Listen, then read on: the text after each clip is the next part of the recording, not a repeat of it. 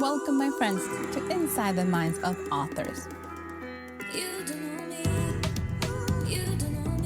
I'm DC Gomez, and I'm thrilled you're joining me today for a fun conversation with a passionate author.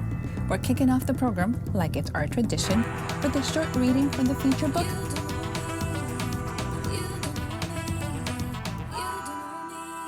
I hope you guys enjoy it. Let's get started. This is from my book, The Sherriff of Starr County.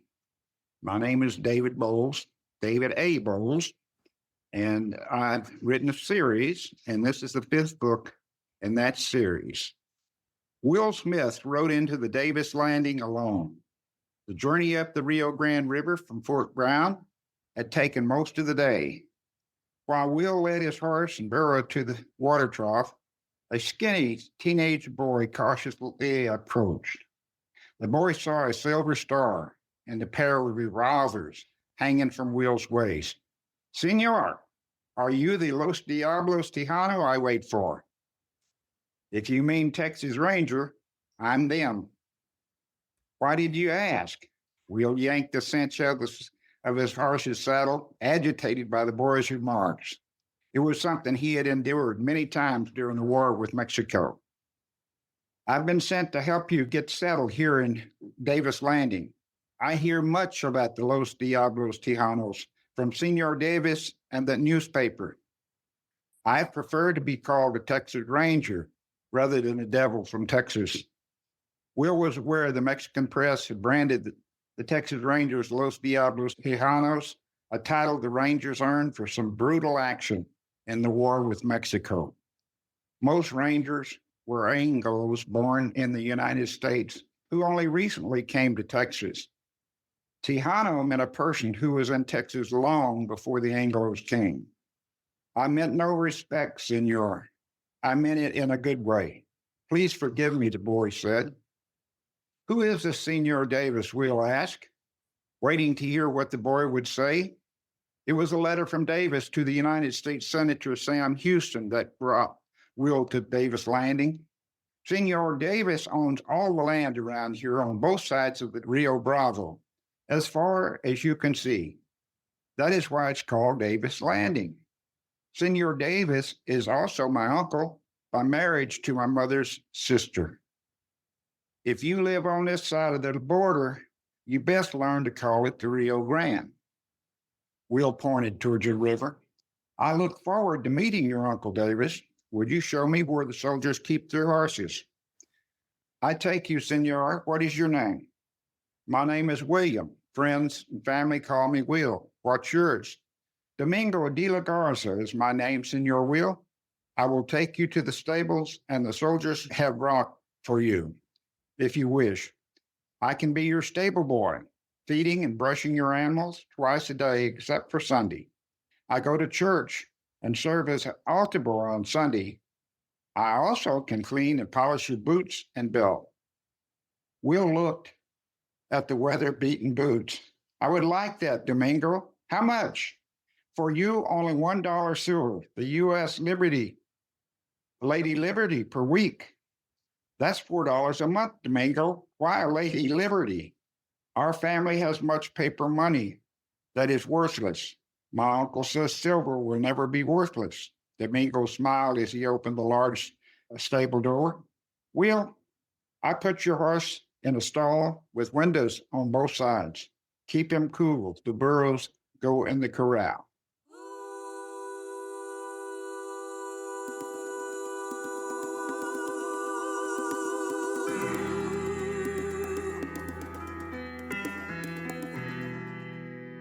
Hi, everyone, and welcome back to Inside the Minds of Authors. I am so excited you guys are joining us today. I have a dear guest. We're going to have a great time. For those of you who are new to the podcast, make sure to subscribe. You don't want to miss a single episode. We have amazing authors joining us every Monday night, so you don't want to miss out. So we're going to jump in and start our conversation. Mr. David, hello, how are you? "I'm doing great, DC. It's good to be with you this morning." It is such a pleasure to have you on the show. I am excited. We chit-chatted last year on the Amazon corner, so I'm excited you're joining us here. So let's start talking about this book. You mentioned it's a series. Where did this series come from? Can you tell us more about it? Well, the series is about my family, DC, who came to America from Ireland, came over in the 1700s, got off the boat in Philadelphia, and ended up in Chester County, Pennsylvania.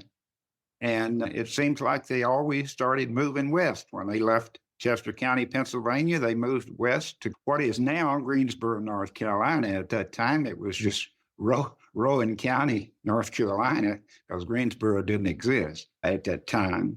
In time, they moved to Tennessee, and they just kept moving west till they got to Texas in 1837, shortly after the battle with Mexico and the Texas Revolution for independence. So I need to know how much research into your family did you do? Did you have like journals? Where did you get this information? You know, stories I first heard were from my family sitting on the front porch. And my aunts and uncles, they would tell the stories. I would hear them over and over. But one of the stories was about a little boy that got kidnapped in Austin, Texas on January the 21st of 1841. And it's a true story and well documented and well known in Texas history. But I couldn't believe the story about a 9-year-old boy being captured by the Indians, his father killed right in front of him and scalped. The story was just too hard. And they walked him. The Indians took him all the way into Comancherio, which, as we know today, would be around Big Springs, Texas. But at that time, that was the Anglos weren't there yet. They had not moved into that part of the country. But the boy ended up in Santa Fe, New Mexico. And I just couldn't believe the stories. And I started doing the research. It started in 1994 when I decided I wanted to join the Sons of the Republic of Texas. And I had to do the research to prove up my citizenship back to the Republic of Texas days. And I found lots of documents. In an interview that this young boy Fayette did in about 1895, he lived to 1906, but he gave late in his life, he only gave one interview, but he's told the stories. I was able to take that story, bits and pieces, and even though it's a true story, I wrote it as historical fiction because I had to take liberties. This 9-year-old boy, he's telling stories. He's now 50, 60 years later, and he's telling this story for the first time. I had to write some characters. So I created some genuine, great characters. It's kind of a diary.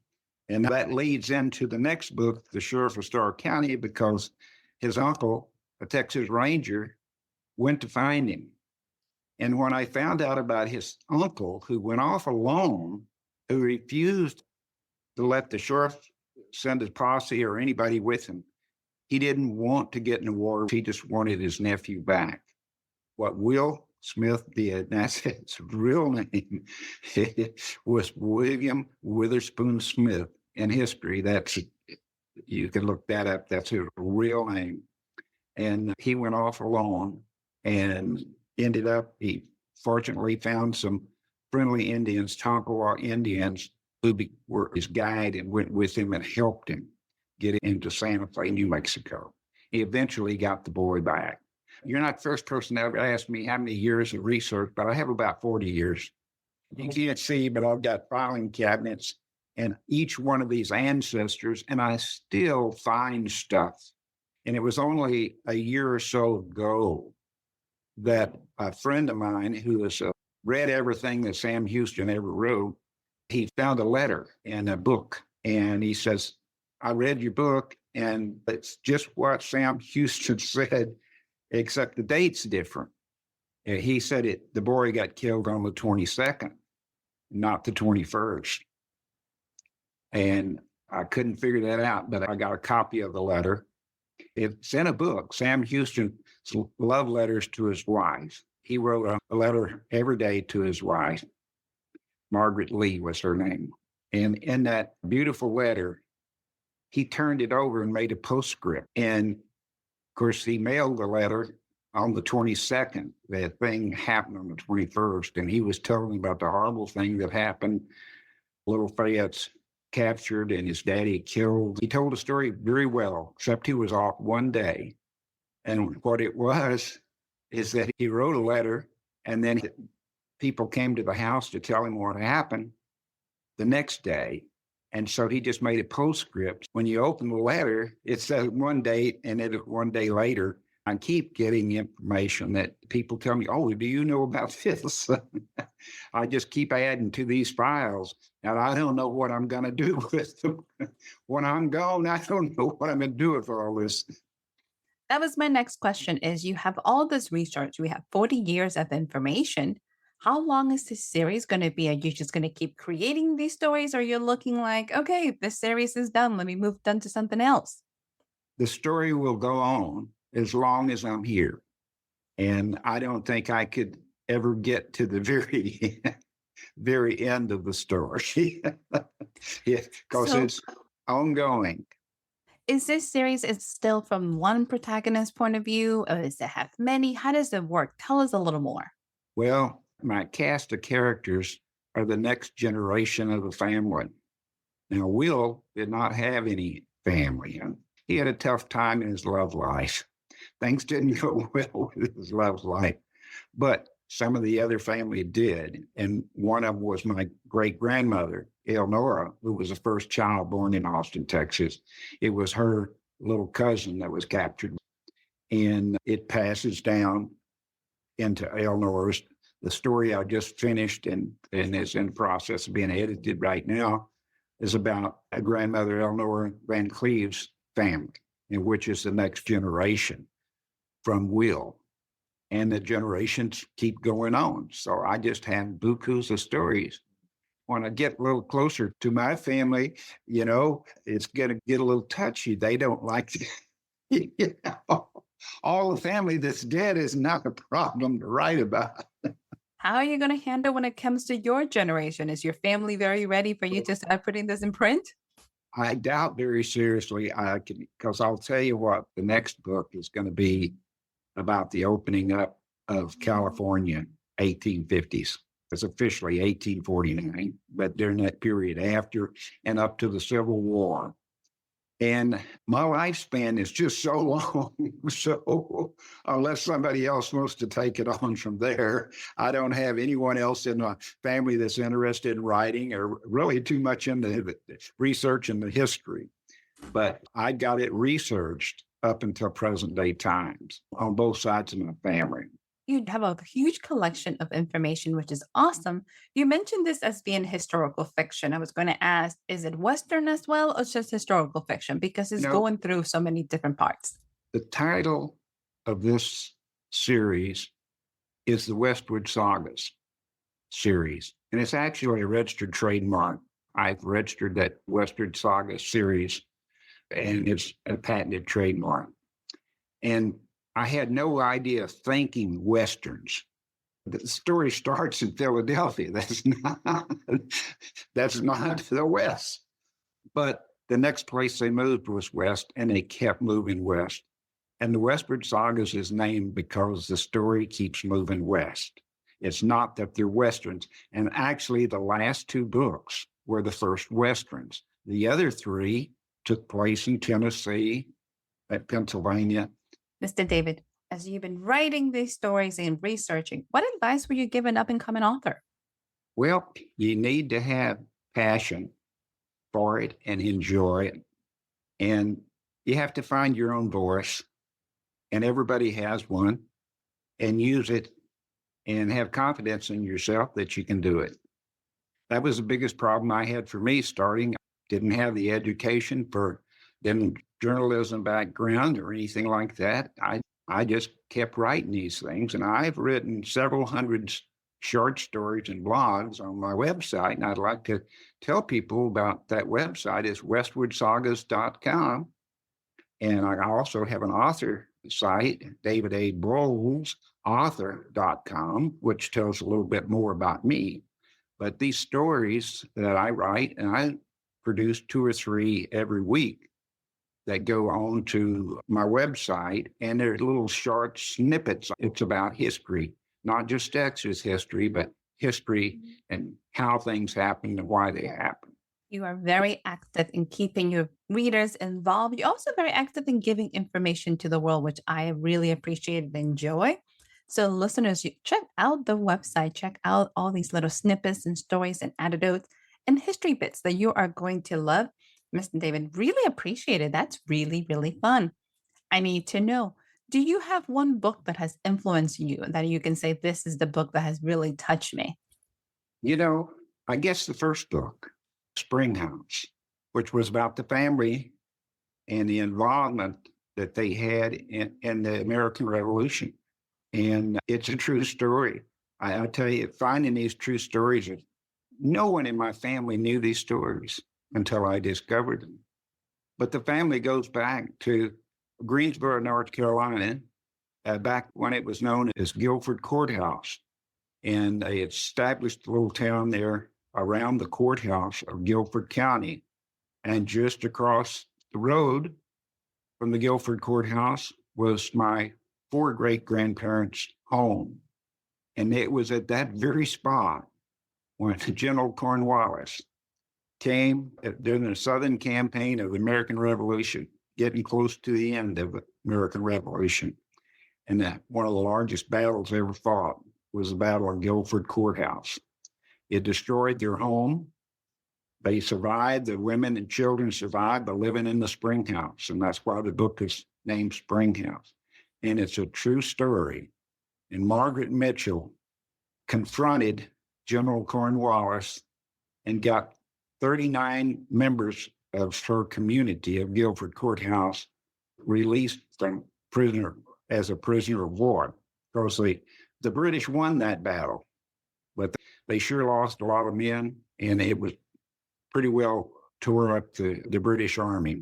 And the war ended shortly after that battle. And that one got me the most because I could see those children. The third book is called Children of the Revolution. That is really powerful. Mr. David, I could chit chat for you forever, but before you leave us, are you ready for the lightning round? Okay, Super simple. Coffee or tea? coffee, Nice.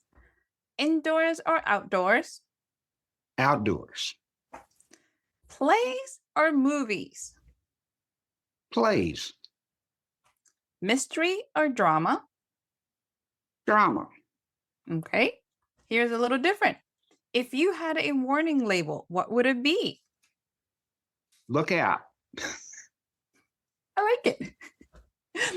Okay, Mr. David, do you have any closing remarks for us? No, I just want to thank you for having me, having the opportunity to talk about my work. It is truly a pleasure. Thank you. Thank you.